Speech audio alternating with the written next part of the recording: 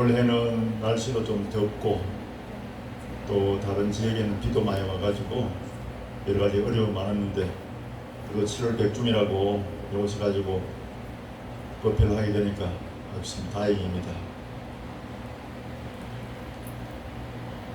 오랜만에 원에서 와보니까 주인스님이 옆벌소에도 우렁 차고 신도님도 활기가 있고 아주 절에 여러 가지 발전이 되고 또 새로운 기운이 불어와가지고 여러 가지 앞으로 전망이 밝아지겠다 이런 싶은 생각이 듭니다. 오늘 7월 백중날 우람분절을 맞아서 조상 천도를 하게 되는데 원래 부처님 법에 보면은 천도를 하라는 그런 법문이 없었습니다. 그런데 왜 이렇게 조상 천도를 하는 것이 생기느냐 하면은 부처님의 제자 중에서 아주 훌륭한 10대 제자가 있는데 그 중에서도 가장 신통이 뛰어난 분이 누구지요? 목련존자지요.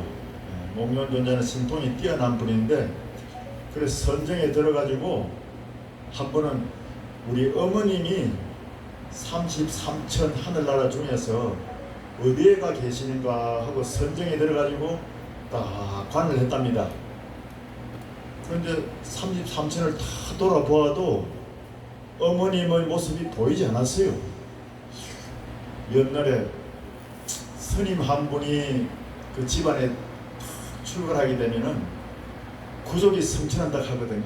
그 스님의 수행 공덕으로 인해 가지고 조상님들이 아주 구족이 승천한다 이런 말이 있는데 어찌 우리 어머님이 천상 세계에 안 계시고 혹시 그러면 저 지옥에 가 계시는가 걱정이 돼가지고 또 지옥 세계를 한번 살펴봤답니다. 그 지옥 세계도 여러 가지가 있는데 그 중에 좀 숭악한 아주 그 지옥을 다 둘러보니까 거기에서 어머님이 고통을 받고 있는 게 보였습니다. 얼마나 마음이 아프겠습니까? 그래서 어머님을 구하려고 그러니까 지옥 먼지기가 안 된다는 거예요. 그 지장보살을 내가 더 부탁을 해도 안 된다 하고 신통이 아무리 많지만은 그 어머님이 평소에 살생활을 많이 하고 사치를 즐기고 좀 너무 좀 방탕한 그런 생활을 했었어요. 그렇게 자식이 부탁을 해도 자식이 있을 때는 점잖지 하고 이렇게 청제 부인이라는 사람인데 그렇게 점잖지 하고 위장을 하고 지내다가 자식이 어디 나가고 남편이 출장을 가고 나면은 그렇게 사치스럽고 살생을 해가지고 짐승을 잡아서 음식을 장만하고 이래가지고 막 잔치를 베풀고 이래가지고 참 그래가지고 쉽게 말하면은 즐겁게 산다 이런 데만 빠져가지고 그냥 막 전혀 수행과 공덕하면 그래야 멀게 그렇게 살았던 거예요. 그러니까 업이 너무 많아. 비록 아드님이 출가해가지고 부처님의 10대 제자 중에서 신통 제일이 됐다 하지만은 그 어머님이 그렇게 안 좋은 행을 많이 땄다 보면은 그만 지옥에 갈 수밖에 없는 거예요. 그래서 지장보살님도 자업자득이라 자기가 지은 업을 지장보살님도 그렇게 구하기가 쉽지 않다는 거예요. 그래서 이제 목련존자가 부처님한테 와가지고 울면서 부처님 제가 수행해가지고 순통이 뛰어나다 하지만은 지옥에 있는 우리 어머니를 구할 방법은 전혀 없습니까? 하고 이제 참 하소연을 했었어요. 그런데 부처님께서 가만히 생각하시다가 딱 한 가지 방법이 있다. 어떻게 하면 되겠습니까? 공부하는 수행자 스님들이 7월 보름 해제하는 날에 그때는 스님들이 한철 동안 열심히 수행했기 때문에 그 공덕이 아주 뛰어나다. 그때에 스님들한테 함께 고향을 정성하게 올리면서 그 공덕으로 우리 어머님이 지옥에서 풀려나와 저기 극락세계로 향할 수 있도록 인도해 주시기 바랍니다 하고 이렇게 기도를 하라 했습니다. 그래가지고 스님들이 해제하는 날을 기다렸다가 그 해제 날이 우란분절 7월 백중인데 그때에 제를 베풀고 공양을 올려가지고 그래 스님들한테 아주 참 정성껏 공양 올리고 그 공덕으로 어머님이 그 지옥에서 풀려나도록 그렇게 기도했던 것입니다. 그런 연유를 해가지고 7월 백중이 되면은 조상 천도를 지내게 됐던 그런 연유가 있습니다. 그래서 오늘은 부처님의 말씀 따라서 조상을 천도해 줄 수 있는 유일한 정해진 날이 우란분절이고 이런 날 또 많은 사람들이 법당에 위패를 모셔가지고 지장 기도를 하고 난 뒤에 그 공덕으로 이렇게 천도를 하게 됐다는 것을 우리는 마음속에 새겨야 됩니다. 부처님께서는 종종 말씀하셨습니다. 출가 수행자들에게 한 끼의 공양을 올리는 것은 큰 공덕이 되느니라. 보다 더 큰 공덕은 삼보에 기하는 것이니라. 보다 더 큰 공덕은 오계를 지키는 것이니라. 보다 더 큰 공덕은 자비심을 가지는 것이니라. 보다 더 큰 공덕은 삼보를 위한 사원을 짓는 것이니라. 이 세상에서 가장 큰 공덕은 삶의 덧없음에 깊은 통찰력을 키우는 것이니라 하십니다. 깊은 통찰력을 키운다는 것은 인생이 참 험하고 무상하잖아요. 우리 인생을 옛날에 공부를 많이 한 도인생들이 표현하기를 이 몸뚱이는 헌옷과 같다 그랬습니다.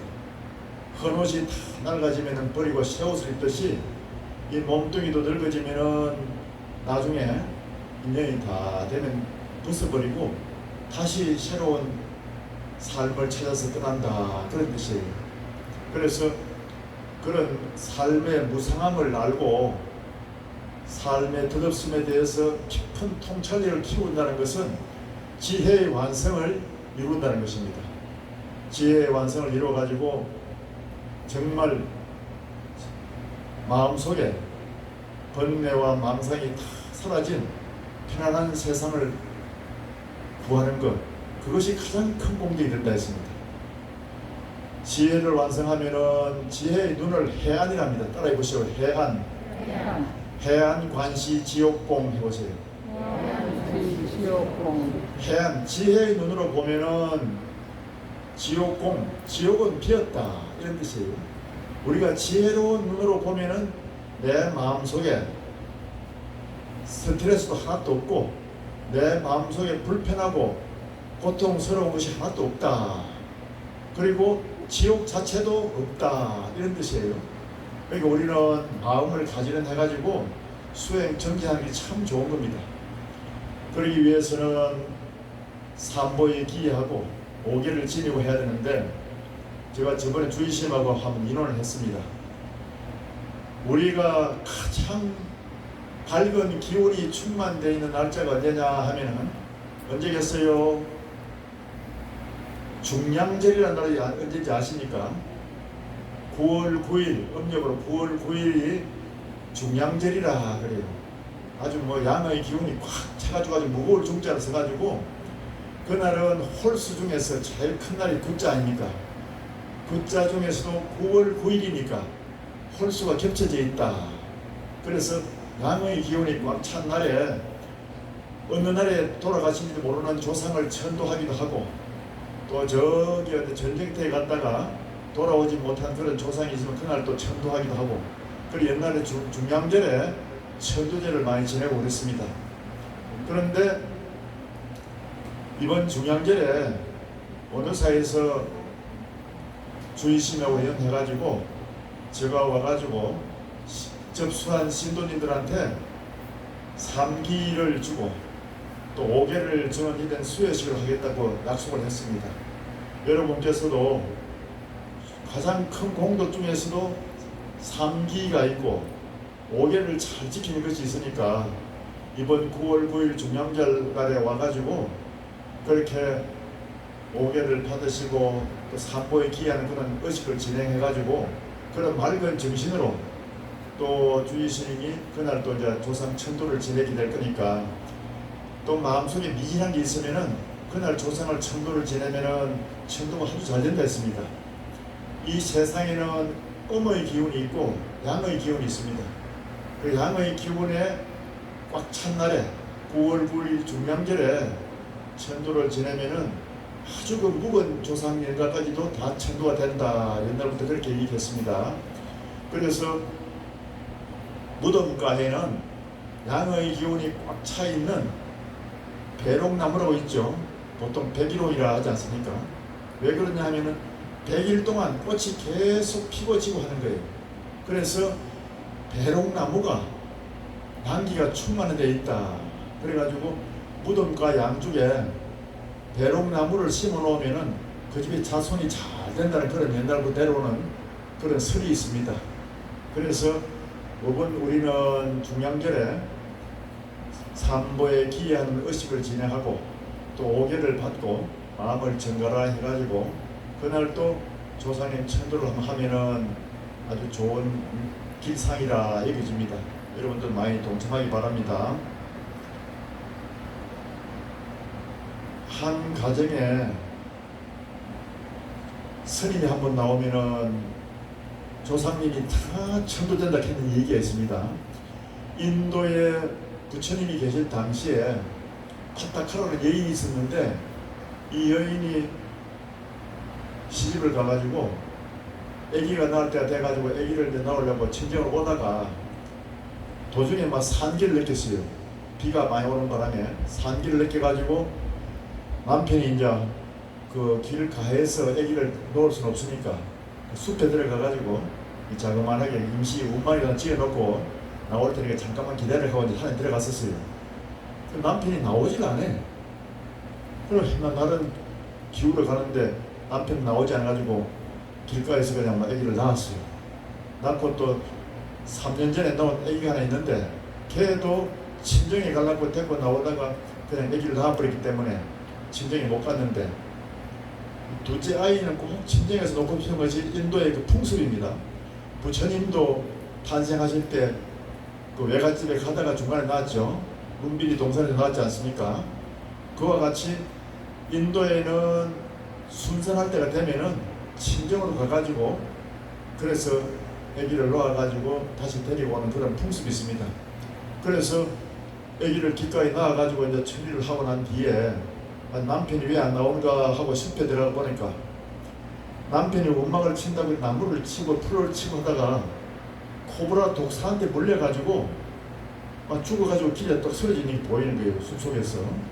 그래가지고 막 울고 막 엄청 막 그 야단을 하다가 그래도 뭐 참 동네 사람 불러서 장례를 겨우 치러주고는 그래도 내가 아기를 데리고 친정으로 가서 부모님에게 인사를 드려야겠다 싶어서 이제 강을 건너가려고 하는데 그 당시에 비가 많이 와가지고 물이 불어났어요.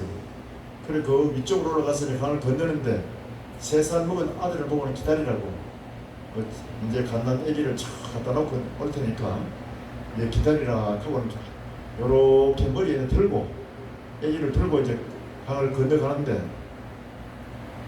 인도에는 독수리가 큰 놈이 있습니다.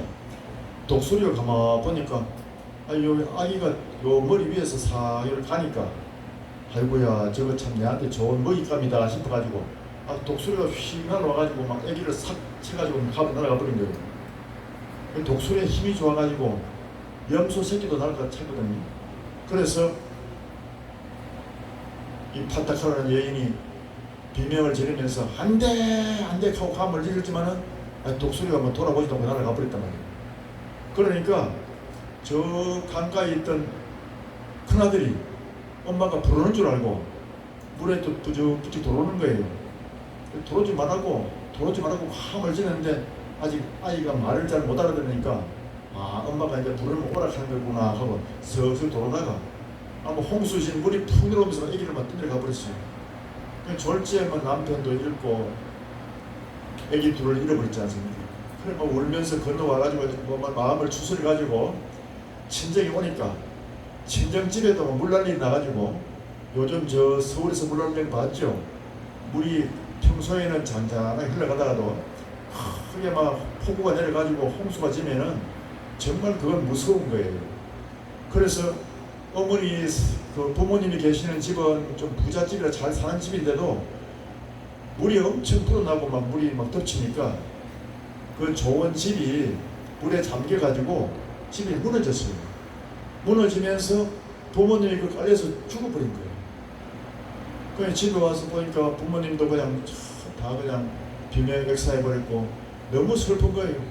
그래가지고 울고 하다가 밥도 제대로 못 챙겨 먹고 막 서로도 기절을 하니까 동네 사람들이 보고는 참 안 됐다 싶어가지고 아이고 이 사람 뭐 이 현실도 참 중요하지만은 일단 마음에 크게 상처받은 그것을 좀 치료해 주다 하면은 부처님한테 데리고 가서 부처님한테 가서 이 사람을 제도해 주라 해야 되겠다 싶어가지고 그때 마침 부처님이 기원정사절에 계실 때 그 주위에서 얼마 멀지 않은 곳이라서 동네 사람들이 그 여인을 부축해가지고 부처님이 계신 데 데리고 왔습니다. 그리고 부처님이 이제 그 여인한테 자초지종 얘기를 듣고 나니까 참 딱한 사정이잖아요. 그래서 부처님께서 파타카라야 너는 참 극심한 고통을 겪었구나. 그 극심한 고통을 겪고 마음속에 상처가 되었지만은 네가 수행 정진을 하게 되면은 그 극심한 고통을 이겨낼 것이다. 수행 정진을 해가지고 네 마음속이 맑아지고 더욱더 밝아져서 수행을 힘을 얻게 되면은 너 마음속에 어두운 부름도 그쳐지고 네 마음속에 옛날처럼 웃음을 되찾게 될 때도 있을 것이다 그랬습니다. 그리고는 그 주위에 비구니 스님들도 수도원이 따로 있는데 그 비구니 수도원의 원장을 불러가지고 이 여인을 데리고 가서 그 출가를 시켜가지고 수행 정진을 하도록 하라 그랬어요. 그 파타카라도 부처님을 처음 봤지만은 부처님의 그 자비스러운 모습이나 또 그 참 따뜻하게 말씀해 주시는 그런 모습이 너무도 마음이 위안이 되는 거예요. 그래서 부처님에게 부처님 저도 삼보에 기하고 5개를 받아지니고 수행 정진을 해서 내 마음을 추스리겠습니다 하고 따라가서 열심히 이제 수행 정진을 했습니다. 그래서 얼마 가지 않아 가지고 정말 그 마음에 눈을 뜨고 지혜의 완성을 이루어 가지고 부처님한테 와서 인가도 받고 그래서 자기 마음속에 그 어두움도 다 벗어났다는 그런 기록이 경전에 있습니다. 그런데 그때도 부처님께서 아이고 네가 너 남편도 죽고 자식도 죽고 부모님 돌아가셨으니까 천도를 하라 이런 얘기 절대 하지 않았습니다. 일단 네 마음이 가지런하고 네가 수행 정진을 열심히 해서 네 마음이 밝으면은 다시 웃음을 찾게 될 것이다 했거든요. 그런데 목련존자는 마음을 가지런해가지고 깨달음을 얻고 신통이 제일인도 왜 그러냐 하면은 어머니가 너무 죄를 많이 지었어요. 죄를 많이 지었기 때문에 보통 사람이었더라면은 자식이 그 수행 공덕으로 어머니가 구제가 됐을 건데 죄를 뭐 많이 짓고 살생을 많이 하고 참 엉뚱한 일을 많이 벌리다 보니까 목련존자의 신통은 힘으로도 안 돼가지고 우람분절 7월 백중날에 스님들에게 공양을 올리고 제를 베풀어가지고 그래서 조상을 천도하게 되었던 것입니다. 이 마음 닦는 것이 그렇게 큰 공덕이 되는 것입니다. 달마 대사께서도 관심일법이 총섭재행이라 했습니다. 따라해보세요. 관심일법 총섭재행. 관심일법이라는 것은 마음을 닦는 그 한 법이 총섭재행, 모든 보살행이라든가 봉사행 그런 행, 모든 행을 다 끌어안고 간다 이런 뜻이에요. 마음을 닦고 관심일법으로 다 수행정진하는 그것이 모든 득행을 다 함께 아울러 간다 이런 뜻이에요. 그만큼 수행정진하는 게 중요한 겁니다. 그리고 원효대사의 오도성에도 보면은 원효대사가 해골 바가지 들은 줄 모르고 그 생물을 마셨는데 그 다음날 가서 보니까 샘물 속에 해골 바가지 머리가 하나 떡 빠져있단 말입니다. 그 당시에 전쟁 중이니까 어떤 그 사람이 죽어가면서 물에 빠졌겠죠. 그런데 그 해골이 그대로 물에 빠진 걸 보고는 막 구토하고, 어제 모르고 먹었을 때는 감도수인 줄 알았는데 저 해골을 보니까 막 구토가 나왔지 않습니까? 거기에서 자기가 이 마음의 작용이 이렇게 참 중요하구나 하고 깨달음을 얻어가지고 오도송을 지었거든요. 여러분께서는 원어사 신도면서도 오늘에서 오도송을 잘 알고 계십니까? 따라해 보십시오. 마음이 일어나니 모든 것이 생겨나고 마음이 쉬어지니 지옥 천당 둘이 아니네. 이 세상 모든 것은 마음의 작용이니 마음밖에 따로 무엇을 구하리요. 원어대사께서 오도송으로 그렇게 우리한테 알려주셨습니다. 이 오도송으로 그렇게 알려주는데 원어사 신도님들은 참 마음이 중요하구나 하고는 내 마음을 잘 닦아 나가야 될 그런 원을 세워야 됩니다. 아시겠죠? 오늘 이제 백중 나와서 조상 천도도 잘 하시고 마음을 가지런히 닦아 나가면은 그것이 가장 큰 공덕이 되는 것입니다. 가정에서도 기도와 수행 정진으로서 우리 생활의 중심을 삼아야 됩니다. 내 마음에 딱 중심을 삼고 내가 마음속으로 집에서도 기도하고 절에서 기도하는 이것을 가지고 내 마음속에 의지심을 딱 삼고 그 중심을 잡으면은 결코 인생이 허망하지 않습니다. 기도 정진하는 삶은 결코 인생이 허망하지 않습니다. 나중에 되면 이제 인생이 참 외롭고 허무하잖아요. 그래서 인생이 허무해가지고 나중에 어떤 거 사람 보면은 우울증에 빠진 사람들 그러는데 기도 정진하고 마음을 수행한 사람은 절대 허망하지 않습니다. 그걸 잘 알아야 됩니다. 요번에 여름에 안거 중에 우리 도반되는 스님 한 분이 돌아가실 때가 됐었어요. 그래 그 스님은 참 평소에 여기 실상사의도 있고 하면서 항림의 우리 절로 말하면은 강원을 졸업하고 난 뒤에 그 성가대학을 졸업하고 난 뒤에 성가대학원을 했던 것이 항림인데 그 항림으로 학장으로 계시고 했는데 그걸 참 경을 많이 가르치고 또 경을 번역도 하고 글도 서구하신 분인데 이분이 건강이 안 좋아가지고 진단을 하니까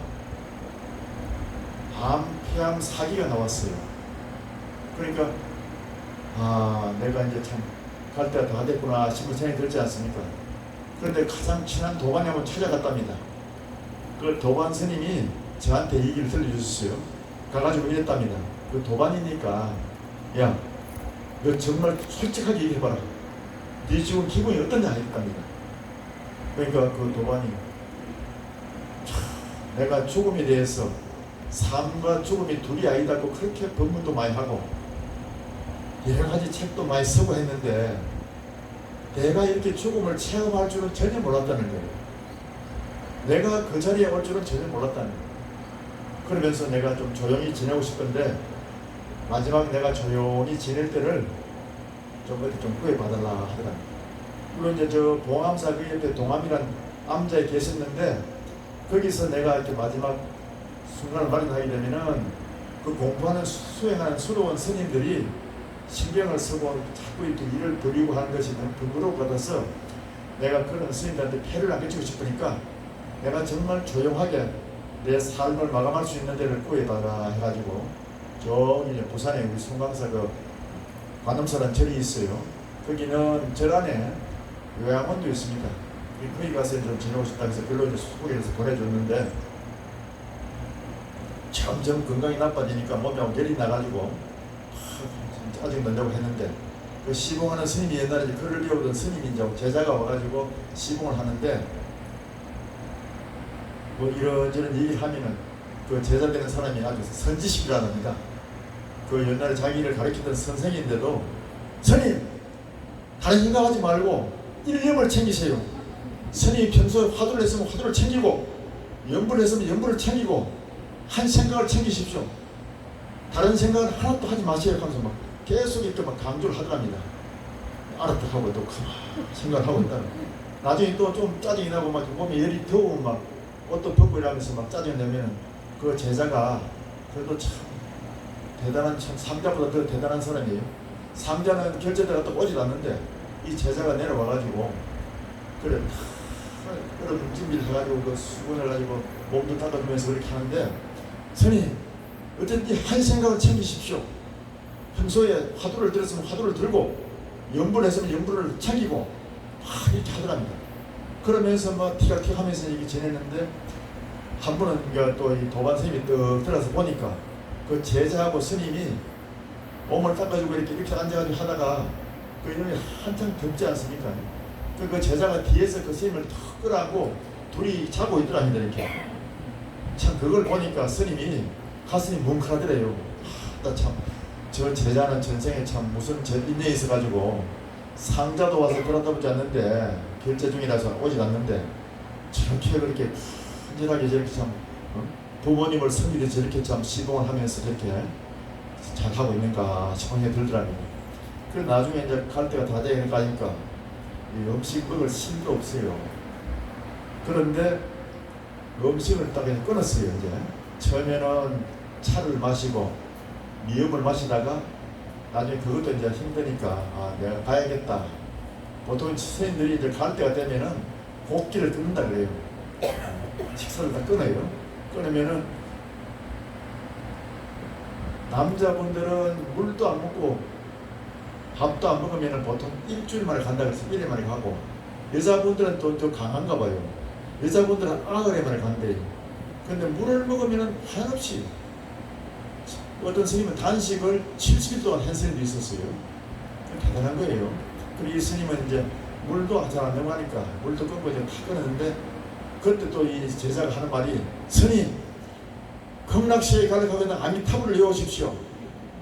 남아미타불 10번만 외운다면 아미타 부처님이 극락시 인도한다 했습니다. 10번을 외우십시오 하니까 잘 들어놓으세요. 이 스님이 평소에 그렇게 죽음과 삶에 대해서 그렇게 법문도 많이 하시고 인생에 대해서 참 강의도 많이 하시고 경을 가르쳤는데 그 10분이 안 되더라는 거예요. 남아미타불 하다가 2번, 3번 나가다가 막 까먹어버린 거예요. 내가 뭐라 했노? 근데 그러니까 다시 남아미타불 하십시오. 또 남아미타불. 그래 옆에 제자가 남아미타불 외쳐야면 10분을 하게 되고, 혼자 하라 하면은 한 2-3번 하다가 내가 뭐라 했지 하고 그럼 정신이 혼미해져 그렇답니다. 그러니까 옆에서 그렇게 임종시에 같이 해주는 그 스님이 참 고맙더라고. 나중에 그 도반되는 스님이 그래 와서 얘기를 합니다. 그런데 우리도 마찬가지예요. 평소에 염불도 많이 해야 되고 정진도 많이 해야 돼요.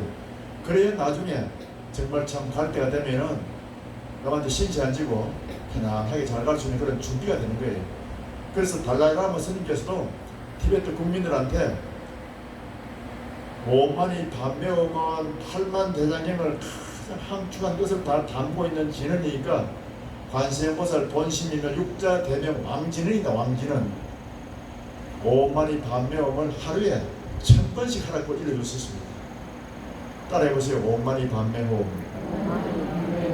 마찬가지예요. 남아미 탑을 해도 마찬가지고 5만이 반매음도 마찬가지고, 처음에 이제 광명진언을 하라 했는데 8만 대장경을 가장 함축친 것이 없습니까? 마음의 등불을 밝히는 광명진언이다. 좀 길지 않습니까? 기니까 또 좀 간단한 건 없습니까? 하니까 5만이 반명을 가르치는 거예요. 여러분들도 집에서 5만이 반명을 한 1000번씩 하시고, 또 절에 오실 때는 혼자 법당에 고전히 앉아가지고, 아마 법당에는 1000염주가 있을 거예요. 1000주 염주를 굴리면서 5만이 반명을 한 1000번씩 굴리고 나면은 마음이 확 가라앉고 수행에 집중이 될 것입니다. 그런 마음속에 수행을 하고 훈련을 해야 됩니다. 그렇게 살아가는 삶은 정말 도움이 되고 나중에도 삶이 결코 허망하지 않습니다.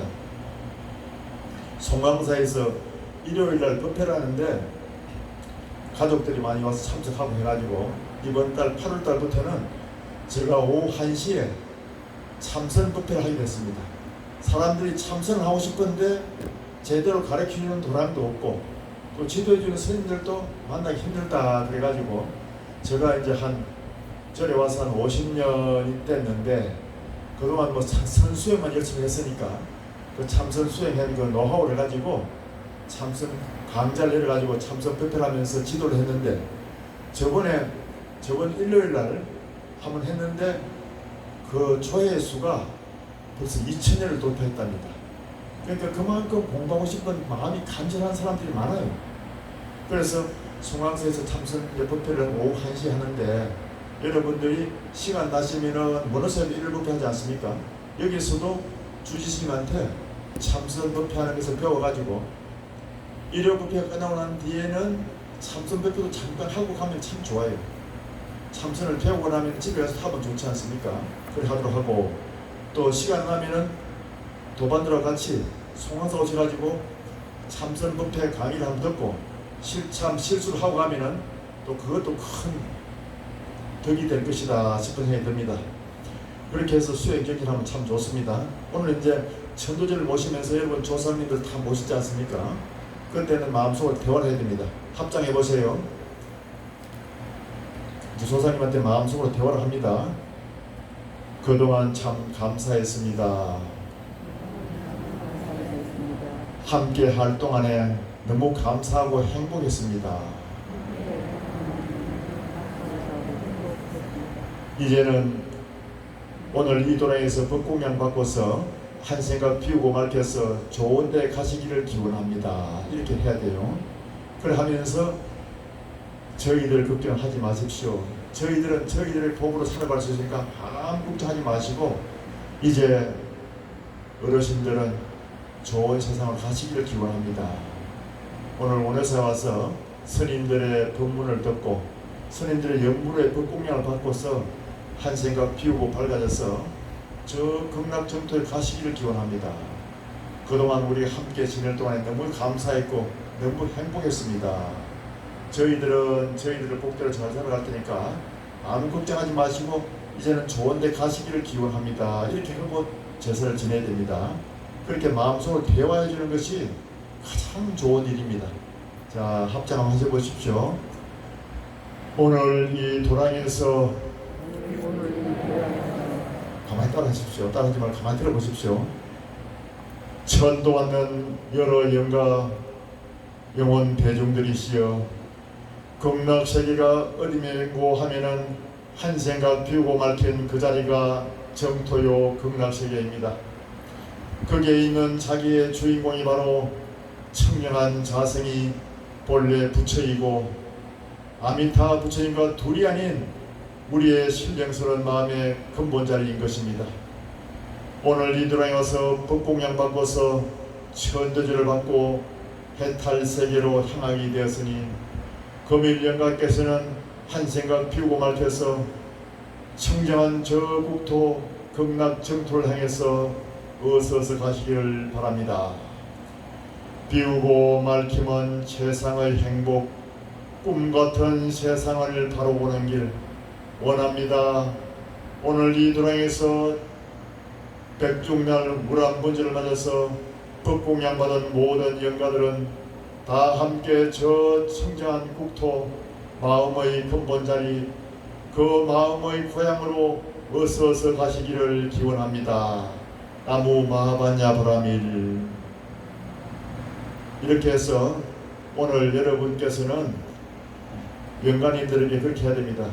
한 생각 비우고 맑힌 그 자리가 맑을 정자 정토요 극락세계고 거기에 있는 주인공이 바로 아미타 부처님과 둘이 아닌 우리의 참된 본성이고 우리의 청정한 자성 본불입니다. 우리 모두가 한 생각 비우고 맑혀서 번뇌와 망상 구름이 그치고 나면은 그 자리가 바로 아미타 부처님이 계시는 곳이고 우리 자체가 본래 부처님을 깨닫게 되는 것입니다. 이 묘한 이치를 깨달아서 영원히 해탈 탈거하시기를 기원합니다 하고 오늘 천도제를 잘 모셔야 됩니다. 아시겠죠? 예, 이렇게 해서 오늘 본문을 마치는데 여러분께서는 마음속으로 대화를 잘 하면서 여러분께서도 마음을 정갈해가지고 수행 정진하는 것이 조상님들을 위하는 가장 큰 공덕이 된다는 것을 잊지 말아야 됩니다. 오늘 제사 지내는 그 제사 내용도 모든 영광께서 한생을 피우고 밝혀가지고 청정한 저 국토에 가시고 이 연불 소리 듣고 법문을 듣고서는 마음의 번뇌망상의 구름을 다 걷어버리고 본래 청정한 깨끗한 마음의 자리로 돌아가시라는 그런 법문이 담겨 있는 것입니다. 이 이치를 새겨 들으시고 마음속으로 다 기도를 잘하시고 천주를 잘 모시길 바랍니다. 이렇게 해서 마치겠습니다.